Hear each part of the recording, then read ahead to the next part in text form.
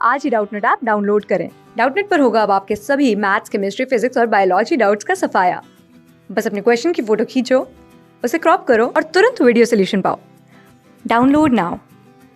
Good morning students. तो आज का हमारा क्वेश्चन है, if both the numbers of protons and neutrons are conserved in each nuclear reaction, in what way is mass converted into energy. तो हमें क्या बोला है कि अगर एक न्यूक्लियर रिएक्शन होता है, ओके, तो उस न्यूक्लियर रिएक्शन में नंबर ऑफ प्रोटॉन्स और न्यूट्रॉन्स तो कंजर्व्ड रहते हैं, उनकी वैल्यूज कभी चेंज नहीं होती, राइट। मान लो ये एक न्यूक्लियस था, ये न्यूक्लियस फ्यूजन से अंडरगो करता है, यानी कि ब्रेक करेगा। जब ये न्यूक्लियस ब्रेक कर गया तो मान लो इसके अंदर से एक न्यूट्रॉन एक प्रोटॉन बाहर आ गए, ठीक है, और इसके अंदर ओरिजिनली भी सिर्फ एक न्यूट्रॉन और एक प्रोटॉन था, पर तब भी यहाँ पे एनर्जी रिलीज होती है। अब बात ये है कि यहाँ पे मास जो है वो कंजर्व रहा, ठीक है, पर फिर भी एनर्जी रिलीज हुई, जबकि हमें बात पता है कि न्यूक्लियर रिएक्शन में मास का ही कन्वर्जन होता है एनर्जी में। हमें पता है कि एक जो न्यूक्लियर रिएक्शन होता है, उस न्यूक्लियर रिएक्शन में मास कन्वर्ट हो जाता है एनर्जी में। तो अब हमें क्वेश्चन को ये बात समझानी है क्वेश्चन में कि हम लोग कैसे इस बात को एक्सप्लेन करें कि यार नंबर ऑफ न्यूट्रॉन प्रोटॉन तो चेंज ही नहीं हुए, तो मास का कन्वर्जन एनर्जी में कैसे हुआ। तो देखो, इस चीज़ को समझने के लिए ना पहले ये देखो, न्यूट्रॉन और प्रोटॉन का नंबर भले ही सेम है, पर अगर मैं इन टोटल न्यूट्रॉन प्रोटॉन्स के नंबर का उनके वेट को निकालूं, ऐड करूं, तो इनका वेट इससे हल्का सा ज़्यादा आता है। मतलब मैं बोलना क्या चाह रहा हूँ, मान लो कि इसका वेट जो आएगा, एक न्यूट्रॉन एक प्रोटॉन, मैं फिलहाल मान के चल रहा हूँ कि दोनों का वेट 1U के बराबर है, ठीक है।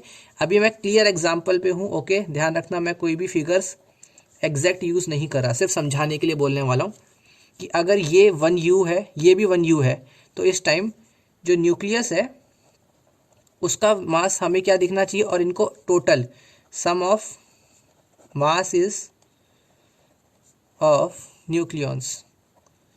जो न्यूक्लियॉन्स अब तुम्हारे निकल के अलग हो गए हैं, तो इनका सम करोगे ना तो तुमको ऐसे ही मिलेगा 2U, ठीक है। पर जब तुम इस न्यूक्लियस का मास निकालोगे ना तो तुमको ऐसा कुछ मिलेगा 1.9U, ना कि पूरा 2U, ठीक है।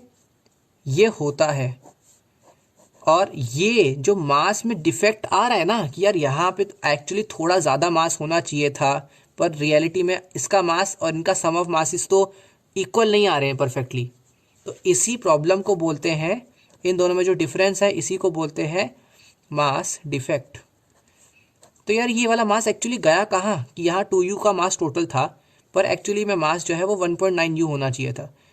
तो यार ये जो मास है ना, यही मास बाइंडिंग एनर्जी के फॉर्म में कन्वर्टेड रहता है, ओके। यही मास बाइंडिंग एनर्जी के फॉर्म में कन्वर्टेड रहता है, जो इन सब को ऐसे पकड़ के रखता है। क्योंकि सोचो, प्रोटॉन्स में तो आपस में रिपल्शंस भी हैं, तो ऐसी फोर्सेस, ऐसी एनर्जीज होनी चाहिए ना इसके अंदर जो इनको भी पकड़ के रखे, तो वो न्यूक्लियर फोर्सेस बाइंडिंग एनर्जी के कारण आते हैं। तो यही जो मास डिफेक्ट है ना, ये बाइंडिंग एनर्जी के फॉर्म में ट्रैप्ड रहता है, ओके। तो अगर मैं बोल दूं मास डिफेक्ट यानी कि डेल्टा एम, तो इसकी इक्विवेलेंट एनर्जी कन्वर्टेड रहती है जो इस न्यूक्लियस को बनाए रखती है।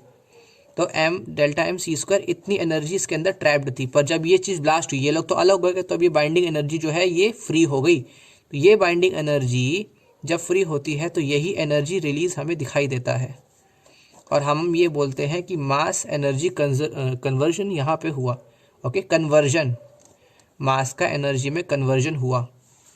तो यहाँ पे मास एनर्जी कन्वर्जन होता है न्यूक्लियर रिएक्शन में। ये मत सोचो कि यहाँ पे न्यूट्रॉन प्रोटॉन बराबर है तो मास कहाँ पे, मास तो डिस्ट्रॉय नहीं हुआ, ठीक है, वो बाइंडिंग एनर्जी ही रिलीज हुई होती है, और यहाँ पे मास में कुछ घोटाला हुआ है, इसी को मास डिफेक्ट बोले थे, और इसीलिए हम बोलते हैं कि डेल्टा एम सी स्क्वायर है वो जो एनर्जी रिलीज हुई।